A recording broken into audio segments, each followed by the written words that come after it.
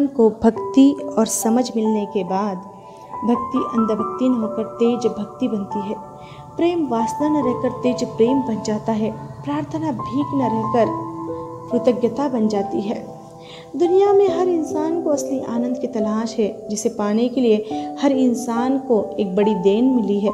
जो इंसान आनंद लेना चाहता है वह उस देन को देखता है और आनंद लेता है। उस देन से आप जितना चाहे उतना आनंद ले सकते हैं। अब वह आप पर निर्भर है कि आप कितना आनंद लेना चाहते हैं। यह ऐसी देन है कि जिसे जितनी बार देखेंगे उतना आनंद बढ़ता जाएगा। यह आंतरिक देन है, बाह्य देन ऐसी नहीं होती। अगर कोई हमें उपहार दे तो हम उसे बार बार नहीं देखते। मन अंतस्थ हो जाए तो यह आनंद बार बार मिल सकता है। मन अंदर जाएगा तो बाहर के काम नहीं होंगे, ऐसा नहीं है। मन अंदर है तो बाहर के काम और अच्छे ढंग से, सफाई से, सहज मन से और बिना तनाव के होंगे। अंदर की देन को ओरिजिन भी कहा जाता है। ओरिजिन यानी सत्य, सेल्फ। इसके अतिरिक्त तो उसके लिए बहुत सारे शब्द कहे गए हैं, जैसे वह अविनाशी है, जिसका कभी विनाश नहीं होता। शरीर का विनाश होता है मगर ओरिजिन का विनाश कभी नहीं होता। जिस दिन इंसान को ओरिजिन या मूल का, स्वयं का अनुभव होगा, उस दिन उसके अंदर से मौत का डर खत्म हो जाएगा।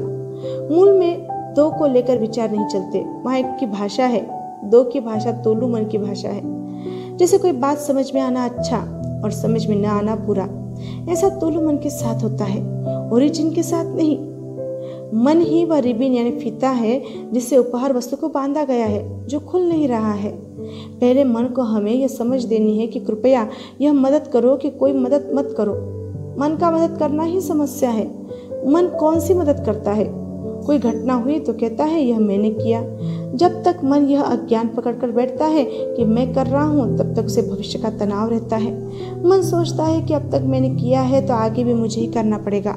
जिस दिन मन को यह समझ में आएगा कि अब तक उसने कुछ भी नहीं किया है, उस दिन आगे के काम की जिम्मेदारी अपने आप खत्म हो जाएगी। उदाहरणार्थ, एक गृहिणी अपने बच्चे को संभालती है और वह मानती है कि मैं अपने बच्चे को संभाल रही हूँ। उसे लगता है कि आज तक उसने बच्चे को संभाला है तो आगे भी उसे ही संभालना होगा। अगर उससे कहा जाए कि आज तक तुमने अपने बच्चे को नहीं संभाला है, किसी और ने संभाला है, तो इसका अर्थ आगे भी उसे नहीं संभालना है। इसी तरह तोलू मन को यह समझ मिले कि आज तक उसने कुछ नहीं किया है और आगे भी उसे कुछ नहीं करना है, बस चुप रहना है, तो यह समझ ग्रहण करते ही मन मौन हो जाएगा। ओरिजिन के आगे नमन हो जाएगा, क्योंकि ओरिजिन ही हर कर्म का करता है। मन के बारे में हम मन से सवाल पूछें। भूतकाल और भविष्यकाल के विचार तोलू मन का आहार है जो उसे जिंदा रखते हैं। सहज मन का हथियार है बुद्धि, जो हमें निर्णय लेने में मदद करती है। हम मन से सवाल पूछे, पहला, क्या मन ईश्वर को जान सकता है? जवाब होगा, ईश्वर तो मन के परे की चीज़ है। मन कभी भी ईश्वर को नहीं जान पाएगा। मन जब चुप होगा तभी ईश्वर प्रकट होगा। लेकिन मन यह कभी भी स्वीकार नहीं कर पाता कि कोई ऐसी चीज़ होगी जो उसे कभी कभी लोग मुझे मालूम नहीं ऐसा कहने में शर्माते हैं। अगर कोई बात हमें मालूम नहीं है तो कहना चाहिए कि मुझे मालूम नहीं, लेकिन शर्म की वजह से लोग कई बार उटपटांग जवाब दे देते हैं। उदाहरणार्थ, बहुत मेहनत करने के बावजूद भी एक इंसान का काम नहीं होता था। वह इसके बारे में किसी से पूछने जाता तो उसे जवाब मिलता कि तुम्हारा भाग्य खराब है, इसलिए तुम्हारा काम नहीं होता। दूसरे से पूछता तो वह जवाब देता कि पिछले जन्मों में तुमने कुछ बुरे कर्म किए होंगे, इसलिए तुम्हारा काम नहीं होता। इस तरह से मुझे मालूम नहीं कहने की बजाय भाग्य या पिछले जन्म के कर्मों का भोग है, ऐसे मानव जवाब लोगों के द्वारा दिए जाते हैं। मुझे मालूम नहीं ऐसा कहने में शर्म कैसी? लोग मुझे मालूम नहीं कहने की बजाय गलत जवाब दे देते हैं। बच्चा जब पिताजी से कोई सवाल करता है और पिताजी को यदि जवाब मालूम नहीं है, तब पिताजी को कहना चाहिए कि मुझे जवाब मालूम नहीं, चलो बेटे साथ में जवाब ढूंढते हैं। एक व्यक्ति ने उसके मित्र से पूछा कि सुबह पौधों और पत्तों पर ओस की बूंदें क्यों होती है, तो वह जवाब देता है कि धरती गोल घूमती है, इसलिए धरती को पसीना आता है। यहाँ भी मुझे मालूम नहीं कहने के बजाय कुछ भी मनमाना जवाब दिया गया है। लोगों ने भाग्य, स्वर्ग, पिछले जन्मों के कर्मों का फल ऐसे रेडीमेड जवाब दिए हैं। पिछले जन्मों के कर्मों से अगर यह जन्म मिला है तो पहला जन्म कैसे हुआ होगा और वह कौन से कर्मों से हुआ होगा, यह सवाल पूछा जाए तो इंसान मुझे मालूम नहीं कहने से घबराता है और कोई न कोई जवाब देता रहता है। इन्हीं जवाबों से ईश्वर की कई सारी कल्पनाएं की जा चुकी है। मन ईश्वर की कल्पना कर सकता है, अनुभव नहीं। चश्मा आँख को नहीं देख सकता और मन ईश्वर का चश्मा है, इसलिए मन कभी भी ईश्वर को नहीं देख सकता। मन जब मनन यानी समझ द्वारा नमन होगा तभी ईश्वर प्रकट होगा। दूसरा सवाल, क्या मैं और मन दोनों अलग है? हाँ, आप और मन दोनों अलग है। आप मन को बहाने करते देखते हैं, मन को दुखी होते देखते हैं, मन को उदास होते हुए देखते हैं। आप जब यह कहते हैं कि मेरा अपमान हो रहा है, मेरा मन उदास है, तो ऐसे समय में जो बोल रहा है वह कौन है? वह तो मन नहीं हो सकता। जैसे कोई कहे कि मेरी कलम बंद है, तो मैं कलम नहीं हुआ, मैं कलम को बंद होते हुए देख रहा हूँ, यानी मैं दृष्टा हूँ। वैसे ही आप मन को भी चलते हुए देख रहे हैं, काम करते हुए, शंकित होते हुए, परेशान होते हुए, उदास होते हुए देख रहे हैं, तो आप मन तो नहीं हुए। फिर मन को कौन देख रहा है? उसे पकड़ने की कोशिश करें इसी वक्त, इसी क्षण। तीसरा सवाल, मेरा मन कभी कभी अंतस्थ नहीं होता या कभी अंदर जाता है, कभी नहीं जाता। मन अंतस्थ नहीं होता क्योंकि अंदर अज्ञात है। बाहर की दुनिया तो सब जानते हैं, जैसे आप घर पर जा रहे हैं, दुकान पर जा रहे हैं, कार्यालय जा रहे हैं, मंदिर जा रहे हैं इत्यादि। जिसका हमें पता है वहाँ हम जाते हैं और जिसका हमें पता नहीं वहाँ पर हम नहीं जाते। इसलिए अज्ञात को ज्ञात करें, अंदर क्या है यह जाने। जितना आप सत्य श्रवण, पठन और मनन करेंगे उतनी ही आंतरिक बातें समझेगी, हृदय तेज स्थान से बातें होगी। आपको स्वयं के अंदर जाने की, अंतस्थ होने की प्रेरणा मिलेगी, मौन में जाने की उत्सुकता होने लगेगी। इस अभ्यास से धीरे धीरे मौन में जाने का आपको इतना उत्साह होगा कि आप सोचेंगे कब मैं मौन हो जाऊं, कब समय मिले, कब अंदर जाऊं। जब तक यह अवस्था नहीं आती तब तक मन को बताए कि अंदर की बातें अज्ञात है, इसलिए अंदर जाने को मन नहीं कर रहा है, लेकिन अभ्यास से यह संभव है। मैं रोज ध्यान में बैठूंगा। आपका मन कभी अंतस्थ होता है, कभी नहीं होता। यह अच्छा है कि कभी कभी तो मन अंतस्थ हो रहा है। कई लोगों का तो मन अंतस्थ बिल्कुल ही नहीं हो पाता। बहुत जल्द ही यह कभी कभी, अभी अभी हो जाएगा, कभी कभी, अभी अभी अंतस्थ हो जाएगा। यानी जब भी कोई आपसे पूछेगा अरे अंदर गए क्या, आप बताएंगे अभी अभी वहीं से आ रहा हूँ। कोई पूछेगा मंदिर गए क्या, तो जवाब आएगा अरे अभी अभी वहीं से आ रहा हूँ।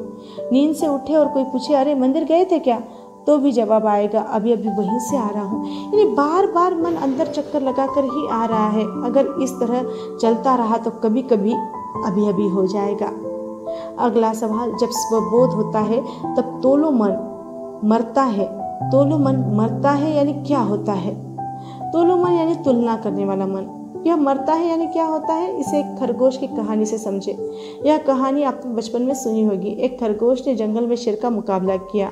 शेर का सब जानवरों से कहना था, हर दिन एक जानवर गुफा में खाने के लिए भेज दो, वरना मैं सबको मार डालूंगा। रोज एक एक जानवर शेर के पास जाता और अपनी जान गंवाता। अंत में खरगोश उस शेर को कुएं के किनारे ले आए और उसे उस कुएं में चालाकी से गिरा दिया। शेर तोलो मन का प्रतीक है, जिसे इंसान के अंदर डाल दिया गया है। तोलो मन शेर जब मर गया तो जंगल में क्या हुआ? सब जानवर जो डर डर कर जी रहे थे निडर हो गए। तोलो मन जब मरता है तब आप निडर हो जाते हैं। शेर जब मर गया तो जंगल में सभी जानवर प्रेम से रहने लग जाते हैं। उसी तरह आप भी तोलो मन के मरते ही तेज प्रेम से रहने लग जाते हैं। तोलो मन सोचता है कि यह खरगोश छोटा सा है, क्या करेगा? इतने बड़े बड़े जानवर जैसे गेंडा कुछ नहीं कर पाया तो यह खरगोश क्या करेगा? यह तुलना करने वाला, अनुमान लगाने वाला मन है। वह तुलना करता है। किसी की बातें सुनकर वह अपनी कल्पना के घोड़े दौड़ाता रहता है। किसी की बात सुनकर वह कहता है यह कैसा जवाब दिया, यह जवाब तो सही नहीं है। इस तरह अनुमान की, कल्पना की उधेड़ बुन में तोलो मन मशगूल रहता है। शेर उस कुएं में कैसे गिरा इसके विस्तार में नहीं जाना है, मगर इससे एक बात समझे, तोलो मन मरता है तो तुलना खत्म हो जाती है, निडरता आती है। आप आनंद देने व लेने लगते हैं, निमित्त बनने लगते हैं। इसे कहा गया है तोलो मन का मरना, जहाँ पर तुलना, तोलना और तोड़ने वाले विचार बंद हो जाते हैं। अगला सवाल, क्या तोलो मन के मरने के बाद विचार आने बंद हो जाते हैं? विचार आने बंद नहीं होते, विचार आते हैं, मगर आप अपने आप को जो शरीर मानकर विचार कर रहे थे उस तरह के विचार आने बंद हो जाते हैं। अगर आपके अंदर इडली गोल है, यह विचार भरा हुआ है, तो आप जब भी इडली के बारे में सोचेंगे तो गोल ही सोचेंगे कि इडली यानी गोल ही होती है। तोलो मन के मरने के बाद मान्यताओं वाले ऐसे विचार बंद हो जाएंगे। जब आप अपने आप को शरीर मानकर जी रहे थे तब ऐसे ही विचार आ रहे थे कि मैं कहाँ जाऊँ, क्या करूँ, भविष्य में मेरा क्या होगा इत्यादि, क्योंकि आपने अपने आप को शरीर मान लिया था। अपने आप को शरीर मानने के कारण मेरे शरीर को सब कुछ चाहिए और वह नहीं मिला तो मेरा जीवन बेकार हो गया, ऐसे विचार आते हैं। इस तरह सभी शरीर को संदर्भ बनाकर कहते हैं कि मेरा रंग ऐसा है, मेरी ऊंचाई ऐसी है, मैं ऐसा हूँ, मेरी आवाज़ ऐसी है। तोलू मन के मरने के पहले आप अपने आप को शरीर मानकर ही ये विचार कर रहे थे। अनुमान और कल्पनाओं में गोते लगा रहे थे। इडली के बारे में कल्पना गोल की है तो वैसे ही विचार आते थे। सपने में भी इडली सोची तो वैसे ही देखी। तोलू मन के मरने के बाद ये सब विचार आने बंद होंगे। अब नए विचार आने लग जाएंगे। वे आनंददायक विचार होंगे। आगे चलकर विचार आएंगे नहीं, आप उन्हें लाएंगे। अगला सवाल, क्या मन का चुप होना ही खुद पर लौटना है? क्योंकि जब भी अपने आप पर जाना चाहते हैं तो मन बड़बड़ करता है या भजन गुनगुनाता है, तो क्या करे? विचार विहीनता की अवस्था आती भी है तो कुछ क्षणों के लिए। मन का चुप होना उस अनुभव पर होना है, यह सही है। मन का अंतस्थ होना यानी चुप होना। मन अंदर तो तू महावीर, ऐसा कहा गया है। मन जब चुप हो गया यानी स्व अनुभव यानी सत्य की शरण में आ गया, समर्पित हो गया, जब मन को पता चल गया कि उसे सिर्फ झुकना है, तो असली चीज प्रकट होगी, आनंद प्रकट होगा। मन बड़बड़ करता है और भजन गुनगुनाता है, दोनों में फर्क है। भजन गुनगुनाएगा तो समर्पण का भाव पड़ेगा। बड़बड़ या बकवास कर रहा है यानी मन के पास समझ कम है, थोड़ी उलझन है। मन बड़बड़ कर रहा है इसलिए तो सारी गड़बड़ है। बड़बड़ की वजह से मन बुलबुलाता है, यह तो बड़बड़ करने वाले मन के साथ होता है। पर जब मन भजन गुनगुनाता है तब कहीं कुछ हो रहा है, कुछ बात समझ में आ रही है। सेल्फ के प्रति उसका तेज प्रेम जग रहा है, ऐसा हो रहा है तो मानना होगा कि बहुत कुछ हो रहा है। यदि ऐसी अवस्था कुछ क्षणों के लिए भी आती है तो यह सही अवस्था है। तब समझ ले कि पाँव खुल गए हैं, कान खुल गए हैं, आंखें खुल रही है। यह मौन की अवस्था है। मौन में विचार उठते हैं और विलीन होते हैं। विचार विहीनता की अवस्था लानी है, ऐसा कुछ भी नहीं है। अभ्यास के द्वारा आपको ये पता चलेगा कि निर्विचार अवस्था है ही, शुरू से ही है। उसमें कुछ चीज़ें कल्पनाएं उठती है, विलीन होती है। इसलिए यह सोचकर न बैठे कि विचार नहीं आने चाहिए। विचार कभी भी आएंगे, शरीर से काम करवाएंगे, मगर आप हमेशा विचारों को जान रहे हैं। आप में यह दृढ़ता होनी चाहिए कि आप निर्विचार अवस्था में ही है, मौन में ही है, चलते फिरते मौन में ही है। अगला सवाल, भगवान ने इंसान में मन को क्यों बनाया? यदि मन बनाया है तो वह कैसे मिटे? भस्मासुर नामक राक्षस ने शिव जी को प्रसन्न करने हेतु उनकी पूजा आराधना की। शिव जी ने भस्मासुर राक्षस को वह वरदान दिया कि वह जिस किसी के सिर पर हाथ रखेगा वह भस्म हो जाएगा। इस कहानी को प्रतीकात्मक रूप से समझे कि शिव कौन है और भस्मासुर कौन है। भस्मासुर राक्षस को वरदान मिला था कि जिस किसी के सिर पर वह हाथ रखेगा वह भस्म हो जाएगा। भस्मासुर ने सोचा कि शिव ने जो वरदान दिया है उसे जांचने के लिए पहला प्रयोग शिव पर ही करूं। जिस स्रोत की वजह से विचार उठा वही विचार अब इस बात पर आमादा हो गया है। मुझे जो बनाने वाला है अब उसी को देखता हूँ। जिस तरह लहर कहे कि मैं समंदर को जानने का प्रयास करूंगी, उसी तरह भस्मासुर शिव जी से कहता है कि मैं तुम्हारे ऊपर हाथ रखूंगा तो इस बात की परीक्षा हो जाएगी कि तुमने जो वरदान मुझे दिया है वह असरदार है या नहीं। अब शिव जी वहां से भाग खड़े होते हैं। यानी मन जब अनुभव पर हावी होता है तो अनुभव गायब हो जाता है। कहानी में आगे बताया है कि भस्मासुर राक्षस शिव जी के पीछे पड़ा है और शिव जी भागते जा रहे हैं। यह देख भगवान विष्णु मोहिनी रूप धारण करके आते हैं। भगवान विष्णु का मोहिनी रूप देखकर भस्मासुर खुश होता है। मोहिनी रूप में भगवान विष्णु नृत्य में जैसी भाव भंगिमाएं दिखाते हैं, भस्मासुर ठीक उसी का अनुकरण कर नृत्य करने लगता है। नृत्य करते करते भगवान विष्णु अपने सिर पर हाथ रखते हैं। यह देख भस्मासुर भी अपने सिर पर हाथ रखता है और जल जाता है। इस कहानी से समझने की कोशिश करें कि भस्मासुर कब जलता है, कब मरता है, कब वह अवस्था आती है और शिव जी क्यों भागते हैं, उसके पीछे कारण क्या है। इस कहानी में शिव जी सेल्फ यानी स्व अनुभव के प्रतीक है और भस्मासुर मन का प्रतीक है। मन कहता है मैं शिव को देखना चाहता हूँ, वह कभी चुप होना नहीं चाहता। भस्मासुर मिले हुए वरदान के साथ आनंद में जी सकता था, मगर उसने वरदान को भी अभिशाप बना दिया, उसका गलत इस्तेमाल किया। विष्णु द्वारा मन राक्षस का हाथ मन पर रखवाया गया, यानी जब मन अपनी पूछताछ करता है तब वह मिटता है। मन भी हमेशा नकली आनंद में खो जाता है, वह कभी मरना नहीं चाहता। मन शिव जी यानी स्व अनुभव को बार बार देखने की कोशिश करता है। मन जितना उसके पीछे भागता है स्व अनुभव उतना ही गायब होता जाता है। जब मन और विचार नहीं होते तब सिर्फ अनुभव होता है। विचार आते ही अनुभव गायब हो जाता है। जैसे सुबह उठते ही मन में कई सारे विचार आते हैं, उस वजह से रात में जो जानने वाला स्व अनुभव था वह गायब हो जाता है। वास्तव में वह गायब नहीं होता, वह हमेशा की तरह मौजूद रहता है, सिर्फ मन की वजह से वह ढक जाता है। जब भगवान ने इंसान का मन बनाया तब यह बुरी चीज़ है ऐसा सोचकर नहीं बनाया। भगवान के लिए मन बुरी चीज़ नहीं थी, मगर जो मन रूपी चीज़ बनी उसकी विशेषता है कि वह दो में विभाजित करती है। इसे समझने के लिए उसी चीज़ का इस्तेमाल होता है। शिवजी ने यह सोचकर भस्मासुर को वरदान नहीं दिया कि यह बुरा है, मगर बाद में वही मन बाधक बन बैठा। भस्मासुर ने जब अपने ऊपर हाथ रखा तो वह मिट गया। यानी जब मन खुद पर डाउट शंका लाएगा तब वह दूसरों से ध्यान हटाकर खुद का निरीक्षण करेगा। इस आत्मनिरीक्षण से ही मन मिटने को तैयार होता है। अच्छा बुरा यह मन की भाषा है। भगवान ने जब मन बनाया तब कुछ गलत या सही नहीं था, केवल सेल्फ या स्व को अपना अनुभव करने के लिए मन का निर्माण किया गया। इसे एक और उदाहरण से समझे कि एक अकेला इंसान दोनों तरफ से शतरंज खेल रहा था। आपने कहा देखो कोई मोहरा मरने न पाए। उसने कहा फिर शतरंज में मजा कैसे आएगा?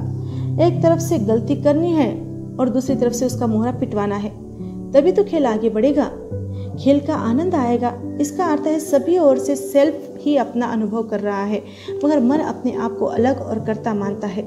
मन द्वारा अपने आप को अलग मानना ही सभी तकलीफों का कारण है। जब समझ में आएगा कि तुमसे जो शिकायत करवा रहा है वह भी वही सेल्फ है, तब अपने आप को अलग मानकर जीने वाले मन का अहंकार टूटेगा। अहंकार टूटने से समझ में आएगा कि अच्छा बुरा यह भेद तो सिर्फ मन का खेल था। भस्मासुर नामक राक्षस ने शिवजी को प्रसन्न करने हेतु उनकी पूजा आराधना की। शिवजी ने भस्मासुर राक्षस को वह वरदान दिया कि वह जिस किसी के सिर पर हाथ रखेगा वह भस्म हो जाएगा। कहानी को प्रतीकात्मक रूप से समझे कि शिव कौन, भस्मासुर कौन। मन यानी भस्मासुर और अनुभव स्व अनुभव यानी शिवजी। तो इस तरह यह सारा मन का ही खेल है। अगला सवाल है कि आत्म अनुभव प्राप्त करने के लिए मन को क्या समझ मिलनी चाहिए। एक बड़ी संस्था के प्रमुख अधिकारी अपने कार्य कक्ष में बैठे थे। उनके सेक्रेटरी यानी सहयोगी से कुछ लोगों ने आकर कहा, हमें मुख्याधिकारी जी से मिलना है। सेक्रेटरी ने कहा, मैं देखकर आती हूँ कि वे मिल सकते हैं या नहीं। सेक्रेटरी जब साहब की कार्य कक्ष में प्रवेश करती है तो सेक्रेटरी के लगाए हुए सुगंधित द्रव की सुगंध से साहब बेहोश हो जाते हैं। जब वह कार्य कक्ष के अंदर प्रवेश करती है तब देखती है कि साहब सोए हुए हैं, आराम कर रहे हैं। उसे लगता है शायद साहब थके होंगे, इसलिए बाहर आकर वह मेहमानों को बताती है कि अभी वे आराम फरमा रहे हैं, आप थोड़ी देर बैठे। थोड़ी देर बाद वह फिर से साहब के कार्य कक्ष में जाती है तो साहब को सोया हुआ ही देखती है। फिर जैसे ही वह बाहर जाती है साहब की बेहोशी टूट जाती है। वे फिर से उठकर अपना काम करने लगते हैं। थोड़ी देर के बाद मेहमानों के कहने पर सेक्रेटरी फिर से उनकी कार्य कक्ष में जांच करने जाती है तो देखती है कि साहब अभी भी सोए हुए हैं। इस तरह सेक्रेटरी जब भी अंदर जाती है तब वह साहब को सोया हुआ ही पाती है। बहुत समय तक यह सिलसिला चलता रहता है। आखिर एक समय ऐसा आता है जब सेक्रेटरी को बात समझ में आती है कि उसके कार्य कक्ष में जाने की वजह से साहब बेहोश हो जाते हैं। वह उन मेहमानों से कहते हैं, अब आप सीधे अंदर जाए, मुझे जांच करने की जरूरत नहीं है। जिस तरह सेक्रेटरी को यह समझ मिली कि उसकी उपस्थिति ही उनको बेहोश कर रही थी, तब उसका साहब के सामने जाना बंद हो जाता है। इसी तरह मन को भी यह समझ मिले कि जब वह अंदर जाकर अनुभव को जांचना चाहता है कि सत्य वहाँ पर है कि नहीं, तो मन यानी ध्यान मस्तिष्क में ही होता है। जिस तरह सेक्रेटरी का अंदर जाना ही साहब की बेहोशी का कारण बनता था, उसी तरह मन द्वारा जांच करना सत्य अनुभव को मिटा देता है। मन सदा अनुभव को जांचना चाहता है, इस वजह से ही अनुभव गायब हो जाता है। मन और अनुभव कभी भी एक साथ नहीं रह सकते। या तो जांच करने वाला रहेगा या अनुभव करने वाला रहेगा। तात्पर्य यह है कि या तो मन रहेगा या फिर अनुभव रहेगा, दोनों रूबरू नहीं हो सकते। मन को लगता है कि आज तक जैसे बाकी चीज़ों को मैं देखता आया हूँ वैसे अनुभव को भी देखूं, मगर उसे जल्द से जल्द यह समझ में आ जाए कि उसके गायब होने से ही सत्य अनुभव प्रकट होगा तो वह नमन होने को तैयार होगा। जय आनंद।